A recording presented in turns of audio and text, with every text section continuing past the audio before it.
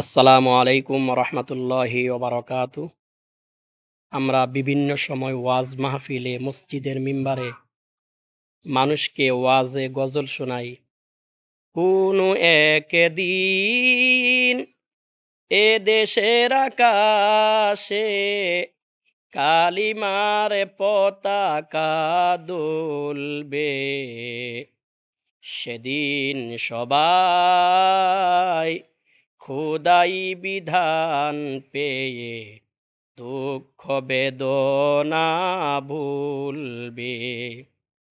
আজ সেই মুসলমানদের বিল্ডিংয়ের ছাদের উপরে কালিমার পতাকার পরিবর্তে ইহুদি খ্রিস্টান কাফের মুশরিকদের পতাকা পতপত করে উঠতেছে।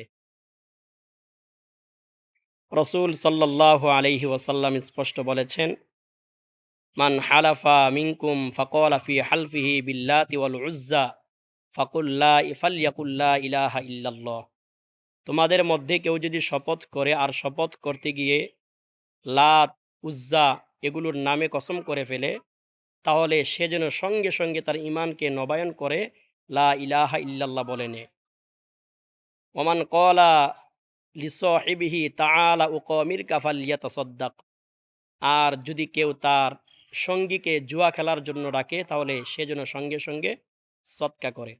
অর্থাৎ জুয়া খেলা এতই নিকৃষ্ট, এটা মুখ দিয়ে উচ্চারণ করার সাথে সাথেই যেন কিছু সৎকা করে। ফিফা ওয়ার্ল্ড কাপ, এই যে বিশ্ব ফুটবল খেলা, এটা সকলের মতেই জুয়া খেলা। অথচ সেই জুয়ার মধ্যে আমরা মুসলিম জাতি নিমগ্ন হয়ে আছি।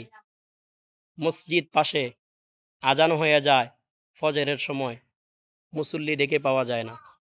অথচ এই আর্জেন্টিনার খেলা যখন হচ্ছে বাংলাদেশের রাত 4টার সময়, রাজধানীর ঢাকা বিশ্ববিদ্যালয়ের টিএসসিতে হাজার হাজার নারী পুরুষ খেলা দেখতেছে একসাথে বসে।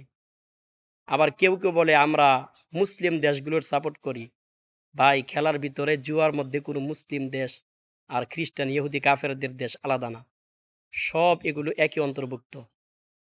হারাম কাজে কোনো মুসলিমও যদি অংশগ্রহণ করে, সেটাকে সাপোর্ট করা যাবে না। এই যে আর্জেন্টিনা, ব্রাজিল, ফ্রান্স, ইতালি, এই সমস্ত দেশ মুসলিমদের চিরশত্রু। ইহুদি খ্রিস্টান আপনাকে নিশ্চিহ্ন করার জন্য তারা ঐক্যবদ্ধ। অথচ আপনি সেই ইহুদি খ্রিস্টানদের পতাকা আপনার বিল্ডিংয়ের ছাদে উড়াচ্ছেন। এই পতাকাটা যে টানাইছে, আমি তাকে জিজ্ঞেস করছিলাম কিভাবে টানানো হয়েছে। তখন সে বলছে, হুজুর একজনকে 100 টাকা দিছি, সে লাগাই দিয়েছে। চিন্তা করেন, এই যে টাওয়ার যখন উঠছে, কারেন্টে সামান্য একটু শর্ট করলেই তো সে পড়ে মারা যাইত। 100 টাকার বিনিময়ে সে নিজের জীবনকে বিক্রি করে দিয়েছিল। আল্লাহুস সামাদ, আল্লাহ মুসলিম জাতিকে হেফাজত করুক। পাশের মসজিদ আজান হয়ে যায়, মানুষ নামাজ পড়তে আসে না, আর এই খেলা দেখার জন্য রাত জেগে খেলা দেখে।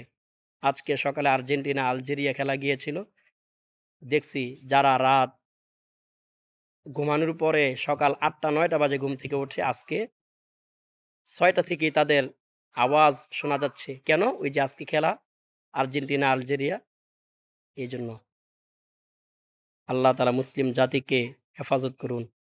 যেই মুসলিম জাতি নামাজ পড়ে না, আল্লাহর বিধানের পরিবর্তে যারা পৃথিবী থেকে মুসলিমদেরকে নিশ্চিহ্ন করতে চায়, সেই মুসলিম জাতি যদি ইহুদি খ্রিস্টান কাফের মুশরিকদের পতাকা নিজের বিল্ডিংয়ের ছাদে উড়ায়, এর থেকে দুঃখ আর কি হতে পারে? আর সেই মুসলমানদেরকে আল্লাহ কেনই বা সাহায্য করবেন? যুগে যুগে মুসলিমরা আজ অধপতনের দিকে যাচ্ছে কেন? এই কারণেই। তারা নিজেদের ইতিহাস ভুলে গিয়েছে, সাহাবায়ে কেরামের ইতিহাস ভুলে গিয়েছে। রসুল সাল্লাল্লাহু আলাইহি ওয়াসাল্লাম বলেছেন, মান তাশাব্বাহা বিকৌমিন ফাহুয়া মিনহুম। যে জাতি যার সাদৃশ্য অনুসরণ করবে, সে কিয়ামতের ময়দানে তাদের সাথেই থাকবে। অথচ তুমি মুসলিম দাবি করো, মসজিদে আজান হয়ে যায়, নামাজ পড়তে আসো না, ফজরের সময় তোমার ঘুম ভাঙে না। অথচ এই দেশের খেলা যখন চালু হয়, জুয়া খেলা যখন শুরু হয়, তখন তোমাকে কেউ ডাক্কা লাগে না, নিজে নিজে রাত্রে না ঘুমিয়ে খেলা দেখো। আফসুস। আল্লাহ তাআলা মুসলিম জাতিকে হেফাজত করুন। আসসালামু আলাইকুম ওয়া রাহমাতুল্লাহ।